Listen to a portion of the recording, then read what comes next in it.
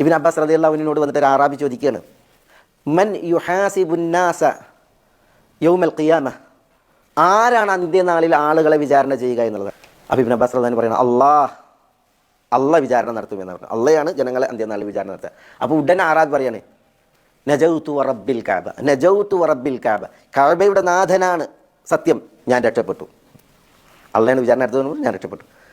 എന്നിട്ട് അദ്ദേഹം പറയുകയാണ്, ലി അന്നൽ കരീം ഇദാ മലക് റഹിം വ ഇദാ ഖദിർ അഫ. എന്താ ഞാൻ രക്ഷപ്പെട്ടു എന്ന് പറയാൻ ആണയിട്ട് പറയാൻ പ്രേരകം? ലി അന്നൽ കരീം, കാരണം ഒരു അൽ കരീം എന്ന് പറഞ്ഞാൽ അത്യുദാരൻ, മാന്യൻ. അവൻ ഇദാ മലക്, ഉടമപ്പെടുത്തിയാൽ റഹീം, കരുണ കാണിക്കും. മാന്യനാണ് അധികാരിയെങ്കിൽ, ഉടമപ്പെടുന്നതെങ്കിൽ കാരുണ്യത്തോടു കൂടിയായിരിക്കും വർത്തിക്കുക.